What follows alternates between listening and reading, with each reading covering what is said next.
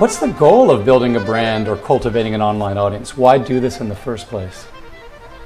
Well, when you are among thousands of equally qualified players leaving conservatory or college, not even just conservatory,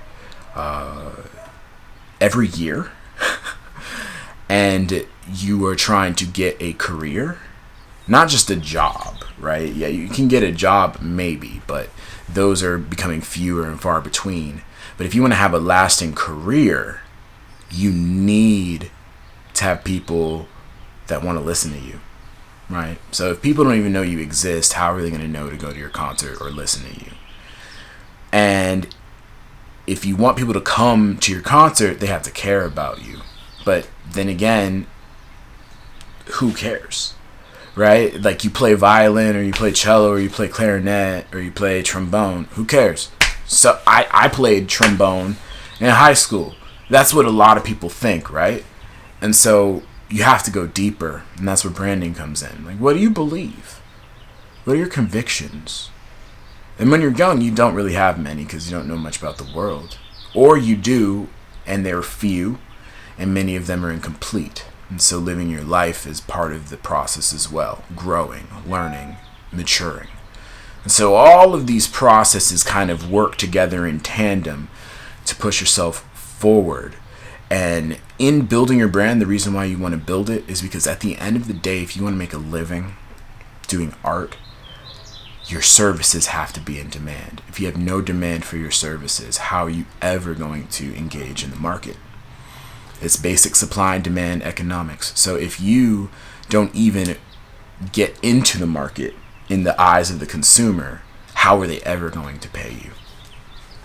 That actually was my very next question, which is, how do you turn a following into income or opportunities? I'm still learning that. You know what? It's part of it is not caring so much about it and letting it happen naturally. And honestly, this is the most in demand I've ever been in my entire life, and it just happened last year. I've been at this since 2013.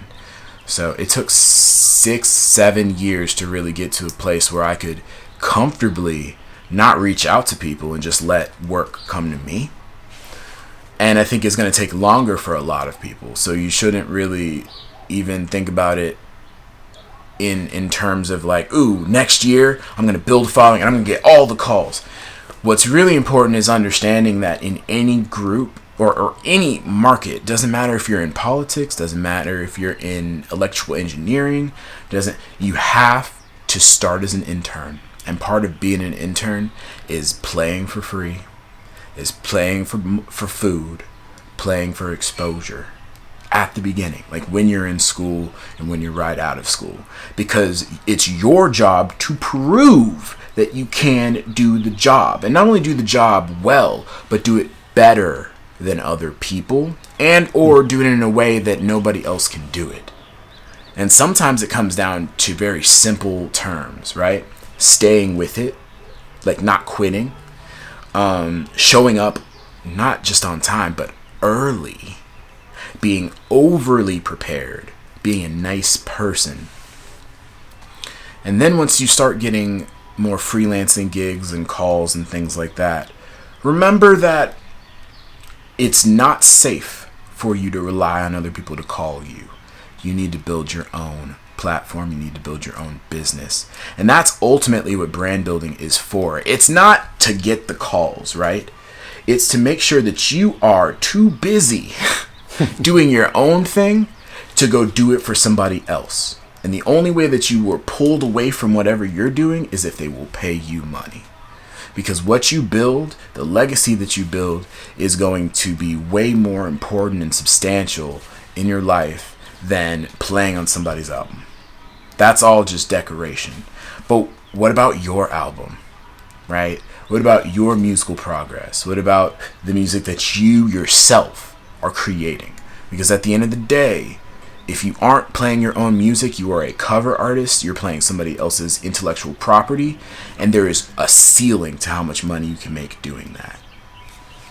So a lot of what you're talking about is actually a creative career that is original music, original ideas, a very specific audience that only fits you as an artist. Is that right? That's part of it, and that's safer because you only need 1,000 of them. But if you're playing covers of Beethoven, you're competing with every person who plays covers of Beethoven, and not just the people alive doing it right now, but people who are dead and did it in the past for centuries. So like, that's cool, but you can't be paid. So here's the deal about intellectual property: if you're playing a Beethoven quartet, and if you bought a publishing, that money, while it's in public domain, let's take a different example. Let's take John Williams, right? You have to pay John Williams if you're playing his music, right? He doesn't have to show up and he gets paid, right? Another example, if Taylor Swift comes out with a song and tens of thousands of people do covers of her music on YouTube, she gets paid off of their work, off of their expression of her music. She gets paid for that.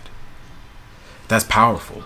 That's way more powerful because you have to realize that at the end of the day, you only have a limited amount of time. You don't know how much time you have on this planet.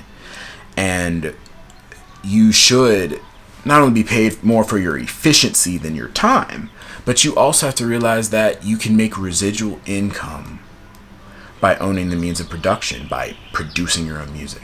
And that is really, really, really powerful. It's not something we're taught in school, which is fine because we go to school to learn how to play our instrument.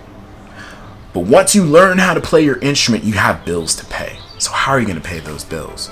And so it's important to think about these things moving forward.